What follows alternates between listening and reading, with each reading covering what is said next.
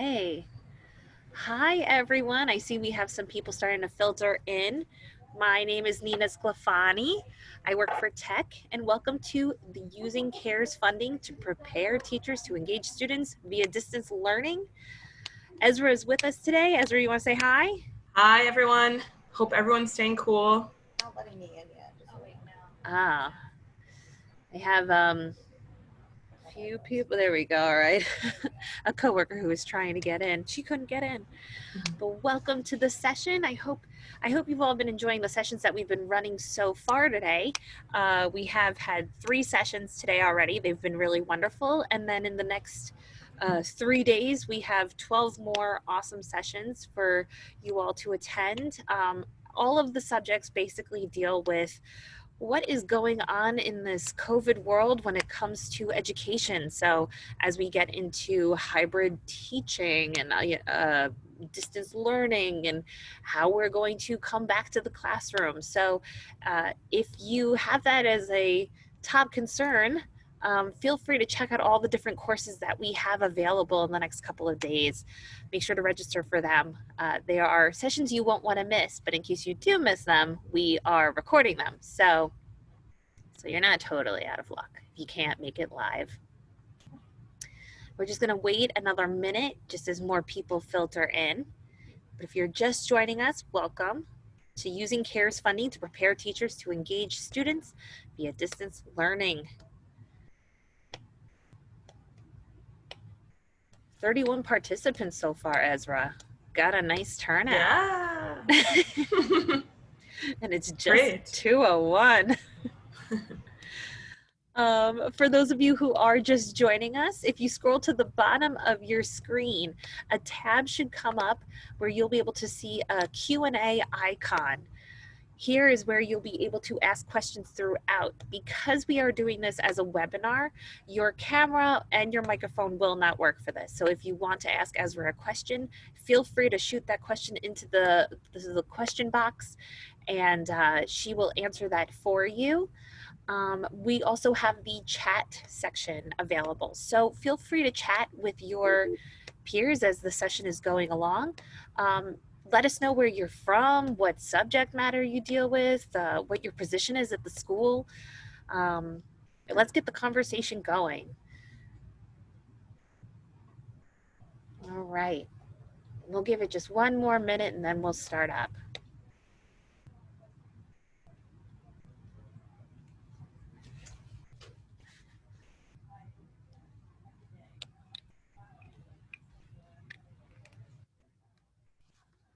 Okay. 32 people, not too shabby, everyone. Awesome. Very exciting.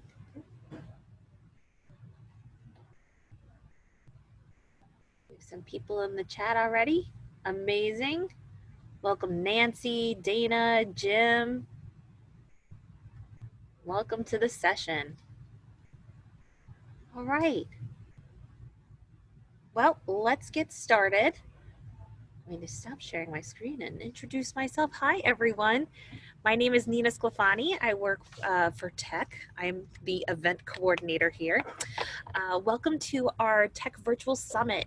Like I mentioned earlier, we have 4 days full of amazing sessions about hybrid learning, distance learning, ways to strategize coming back to the classroom, and many more subjects like that. So make sure to go to tech.com. If you go to the events tab, you'll be able to see all of the sessions that we have available in the next couple of days.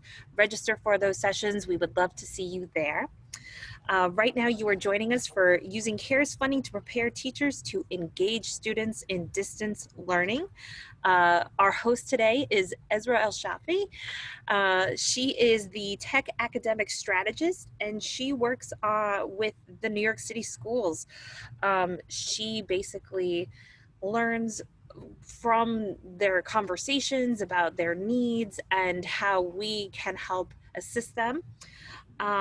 She is amazing, and I just kind of want to let Ezra take it from here. So Ezra, if there's anything else you want to share about yourself, go for it.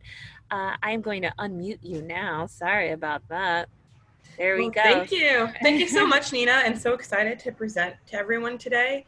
As Nina shared, if you have any questions during the presentation, feel free to put it in the bottom and we'll try and answer them as they come in.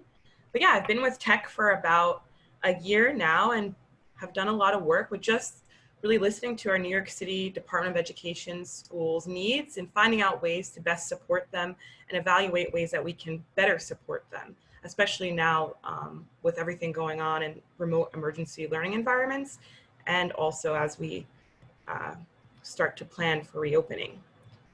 So I just want to share my screen. And I just want to ask if everyone can see my screen. You should be able to.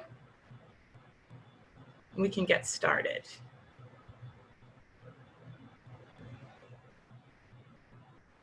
All right.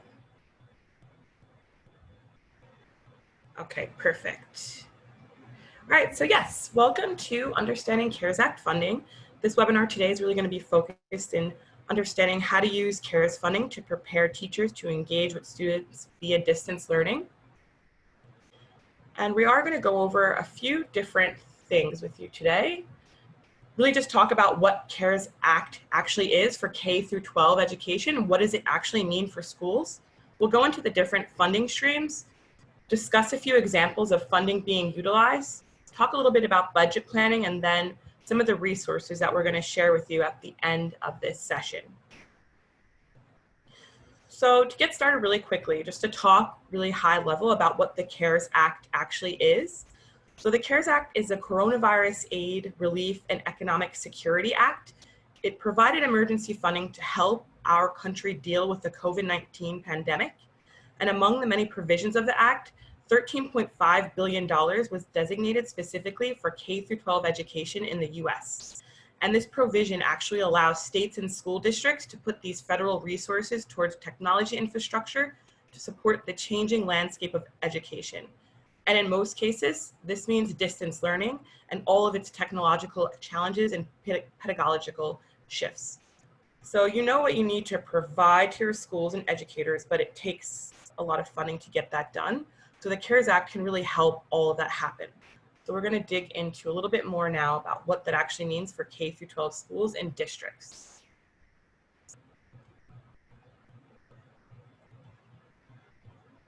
So at this point, you've probably already been thinking about the infrastructure your school needs to be able to support distance learning environments. And you've probably already been looking to provide professional development to teachers, many of whom are probably teaching remotely for the first time. And I know that's been really challenging, even from the conversations that we've had with some of our school partners. Some people got it immediately, other people need a lot of support getting to implementing the remote learning environments, and some even still need that support. It's an ever-changing environment. So just as every district is unique, there isn't really a one-size-fits-all. The first thing that really should be done and what schools and districts should be looking at is really understanding your plan for September and clearly identifying your most critical needs, as well as your most immediate needs and your long-term goals. So for example, are you going to be utilizing your carryover funds for immediate and critical needs, or are you going to be bundling funding sources to increase purchasing power to achieve those long-term goals? It really depends on what each district and school's specific needs are. So another example could be that District A may be focused on building up technology infrastructure that supports an adaptable hybrid learning model, or District B might be focused on first implementing a streamlined professional development plan to support educators for a hybrid model come September. So having those conversations, taking your inventory, taking stock of understanding what is already being done and what needs to be done is super imperative and critical to go forward this September.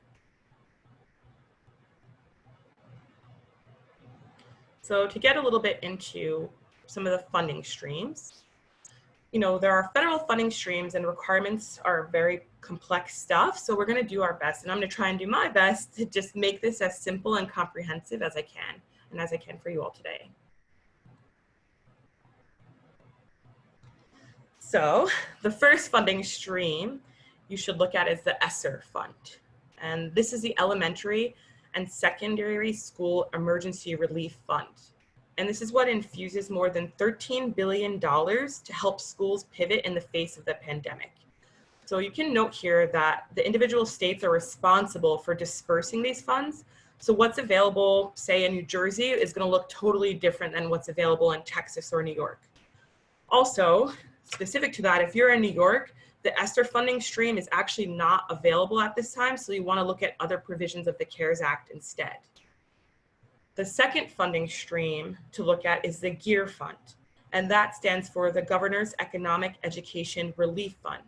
And similar to the ESSER fund, the GEAR funds are dispersed at discretion of state governors. And finally, one of the third channels of funding has just been opened up in these last couple of weeks, and that's micro grants. So these grants will actually be open for applications from state educational agencies, and they will supply awards based on how hard a state was hit during the pandemic. So during this first, wave of the pandemic, New York was hit very hard, and now we're starting to see other states such as Arizona and Texas and Florida be hit very hard as well. So what's really interesting to note about the microgrants is that the funds can be channeled to the district, school, and even an individual educator. So the flexibility with those funds comes from actually a new provision of the CARES Act. There's not as many details yet, but it's a funding stream I think you want to definitely keep your eyes on. So as you can tell, just the high level flow of funding support is very complex, but there are also some great resources to help understand the process. So some of the ones that we have here in particular help visualize the funding streams that we just reviewed. And if you want to take a closer look, we're going to share all this with some of the sources attached at the end. So they'll be available after the webinar. And I also want to just clarify as well and make a note of that as soon as I'm talking about this today, I know I was speaking with one of our other session presenters. She's going to be presenting in a couple of days, but we were talking about how often CARES Act funding and all this information is changing. So what I'm presenting today could maybe be changing tomorrow. And that's how often this information is coming up, and it's updating and it's changing quite frequently. And one other provision of the CARES Act is actually waivers. So for Title I funding, there are limitations on carrying over funds from the previous year, and those have been waived as of the CARES Act. Also waived is a requirement that 40% of a school's student population must qualify for those Title I funds. As for changes to the Title IV funding, the CARES Act waives previous restrictions on how much funding can be used on technology infrastructure. Also waived is a formal needs assessment process. So this also can get a little bit into the weeds and complex, but all the information on how that can be done is here, and we're going to share that with you. But that is another stipulation of the CARES Act for K through 12 schools. So you could really be using that funding source for technology infrastructure, professional development, and any other way to train and support teachers that would maybe not qualify otherwise under that funding bucket. Okay, so I want to talk a little bit about CARES Act actually being used. So as we've seen, the CARES Act not only opens up funding to schools, but it also removes a lot of restrictions. So what you're probably wondering now is how that funding can and is being actually utilized today. So here's some guidance and ideas on how to approach the CARES Act funding.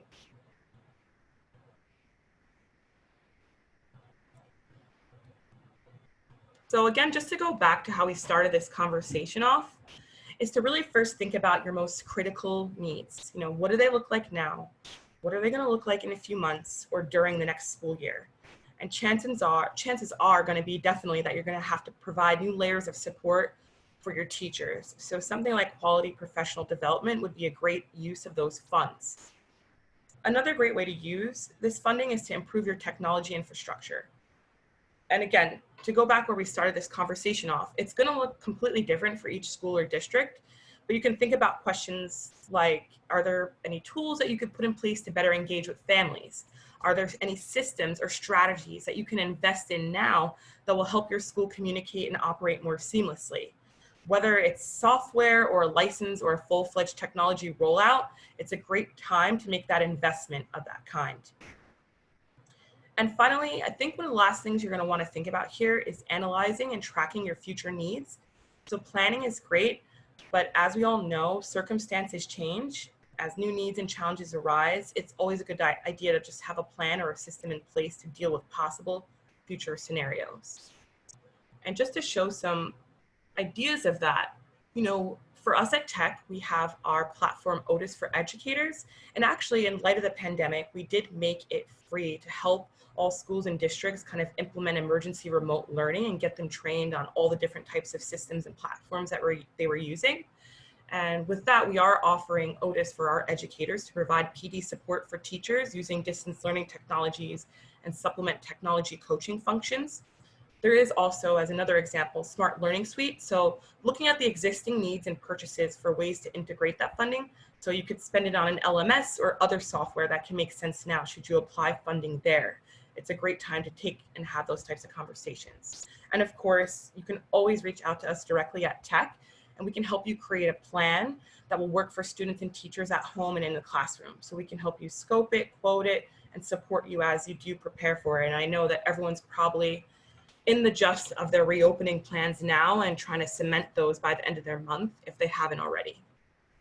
I know for New York City, they kind of have a plan that's already set in place, but they're going to give a more cohesive and cemented plan by the end of this month.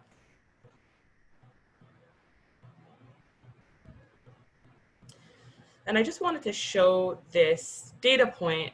So district leaders have really spoken, and according to the Consortium for School and Networking, more than half of district leaders surveyed will be allocating their CARES Act funding to support distance learning in the form of professional development, educational technology, and other initiatives and programs. So sometimes it's really nice to kind of take comparative landscape or comparative analysis to understand what your peers and other educational leaders are doing and where they're focusing. But yeah, just wanted to share that. And just to go into some use cases that we've researched and collected. So districts are utilizing their CARES Act funding today for professional development. And really, again, it's to prepare those educators, prepare our educators for September, whether it be virtual, hybrid, or in-person mixtures of remote learning environments. So some of the cases we researched were Lafayette Parish School System. They're actually allocating 1.1 million of their CARES Act funding to teacher professional development. Also, Virginia Department of Education is allocating over 700,000 of their CARES Act funding towards professional development providers to support educators' needs in online learning, remote instruction, technology strategies, and social emotional learning. And then Brandywine School District in Delaware actually utilized their CARES Act funding with us to procure the Otis platform for their educators. So they can do all their professional development completely virtual and online with us.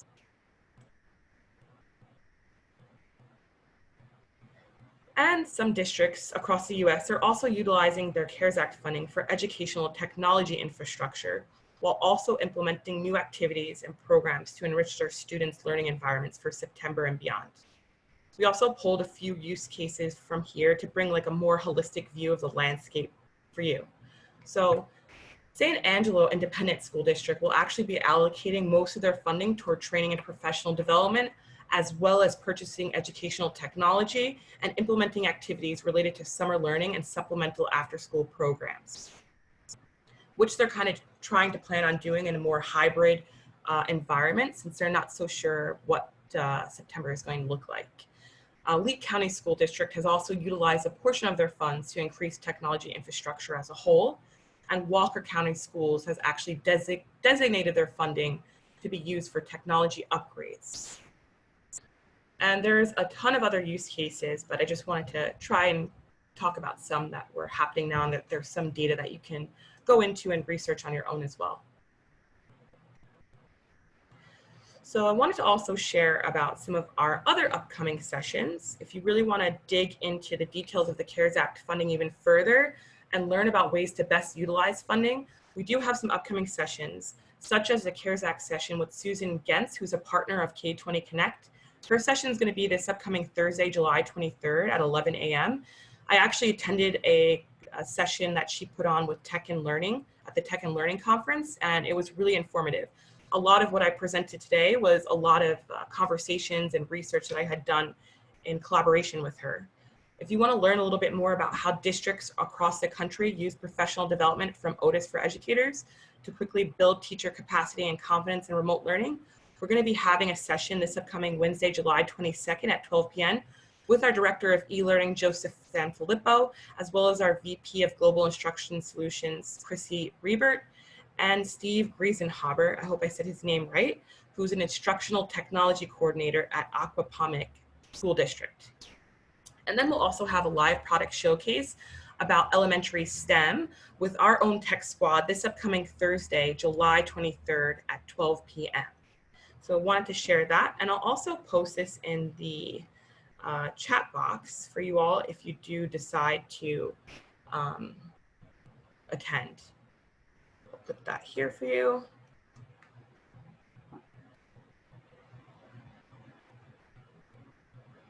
And in terms of budget planning, I actually wanted to share this because I know some of the high level narrative that I presented with you all today was really about identifying your critical, your most immediate, and your long-term goals.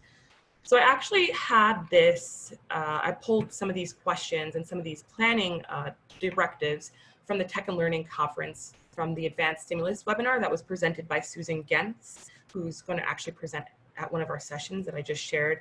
I think it said on Wednesday, but I think it's just important to kind of help you as you adapt your budget planning to this new environment. And we really would love a chance to sit down with you and discuss to just ensure you get the biggest return on your investment for students, teachers, and staff. And further, as you go through the process in your school or district, you can feel free to reach out to us at any time, at any point that you want, since we can support you as you think through your budget and plan with these incoming funds and the flexibilities in mind.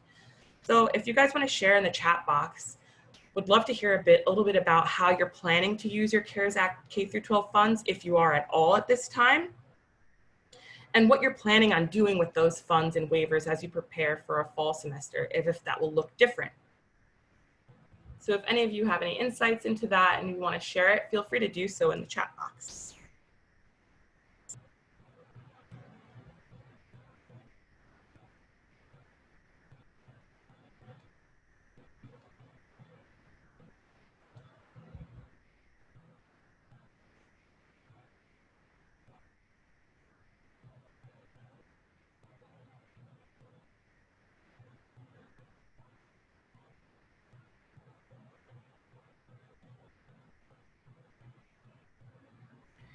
Ezra, a top question that I keep on getting asked from people. They are curious if this presentation will be available afterwards. I said to them that we would send this out via email after, yeah? Yes, definitely. Happy to share this for you. It's for you all. And like, there is a lot of resource links that I did put into here. So if you want to dig into anything that has to do with any of the funding buckets, you can do so.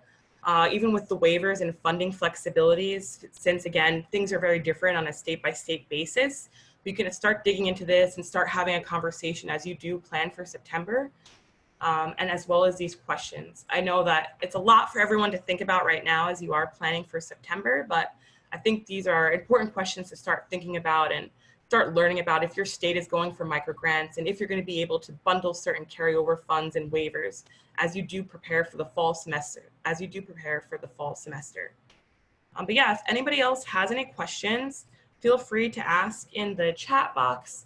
That's really all that I had for today, but also very happy to take this offline if you have any other questions and have a deeper conversation with you all. I also put up some of our leadership here, Robert Wayne Harris, who's our Chief Learning Officer, Chrissy Riebert, who's our VP of Global Instructional Solutions, and myself, I'm the Academic Strategist with Tech. We're all here available to you if you'd like to have any conversation or need any help throughout the process. You can think of us as a resource and a thought partner to you along the way.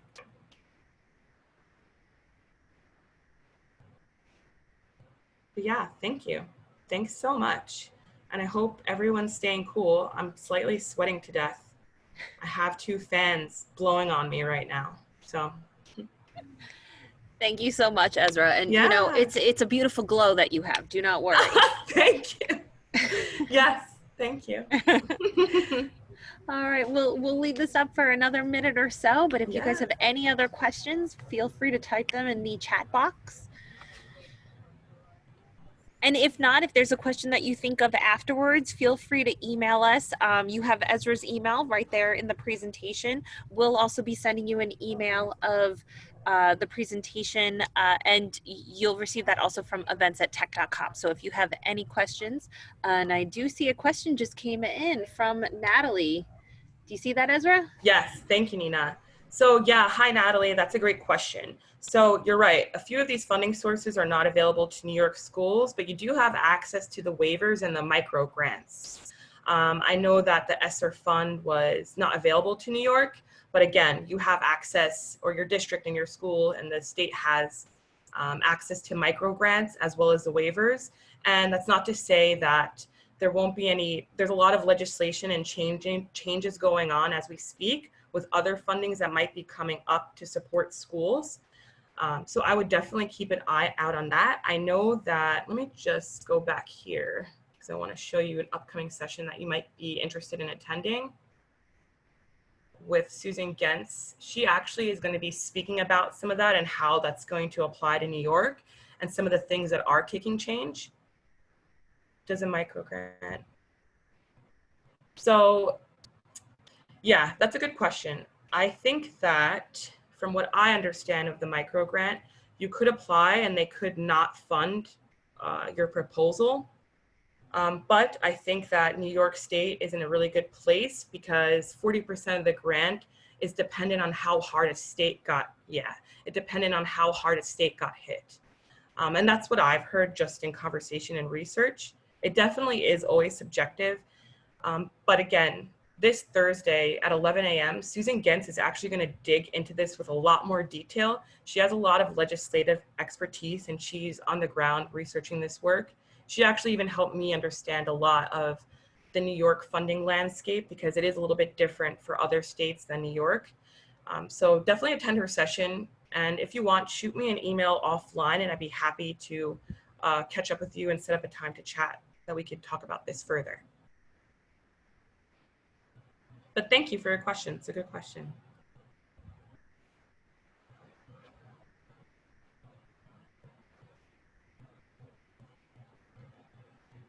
And I'll just put this back up. I'll give another minute. If anyone else has a question, happy to answer it.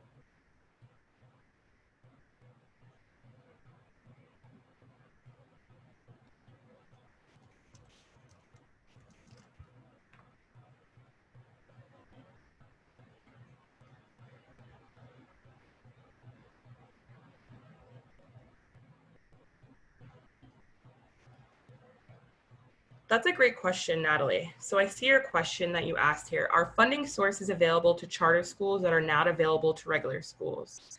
I haven't directly researched anything. Yeah, I haven't researched anything that is directly available for charter schools only, but I can definitely dig into that for you. And if you want to send me an email, I can let you know what I find. Also, this is a different conversation, but there are a couple of different other funding opportunities that are out there that have come to fruition in light of the pandemic that are from like National Science Foundation and other corporate type of grants that are part of a corporate social responsibility program. So that's something I can share more information with you about. I do have a grant guidebook that I can also share with you to talk a little bit about some funding opportunities that are out there for you. And do you know of a way to find out about how our districts are using CARES? How do you know of a way to find out how our districts are using the CARES fund? So good question, Dana. Yes. So you can actually reach out to local education agencies and any of the local education agencies or state educational agencies that are managing those funds. It can definitely get you some contact information so you could see who to start reaching out to. But I imagine for sure any educational leader or administrator would definitely have that line of communication in terms of any funding sources that are coming towards them. I hope that answers your question though. And if not, please feel free to ask another question or send a direct email. I can dig into that for you.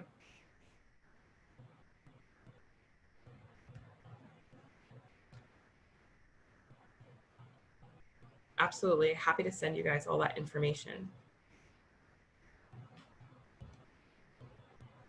Thank you.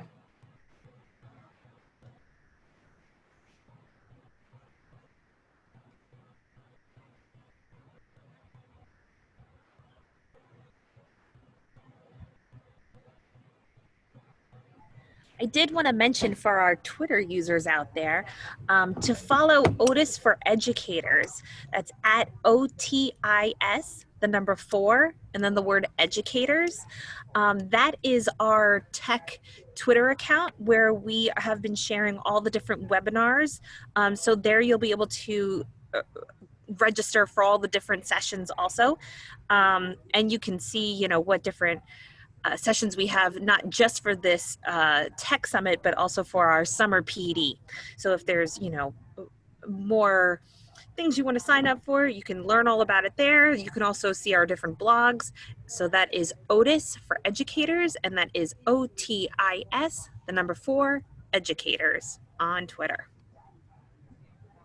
Thanks so much, Nina. And I put my email in the chat.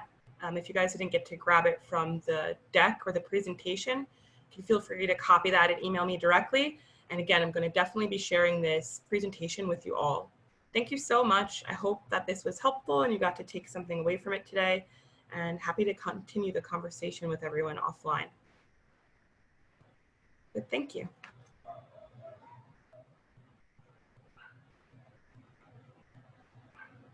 All right. Thank you so much, Ezra. We'll be in touch with everyone. I hope you have a great day. Stay cool out there. Yeah, please stay cool. And glowing. Yeah, and glowing. Thank you so much. Have a good one. Bye. Bye.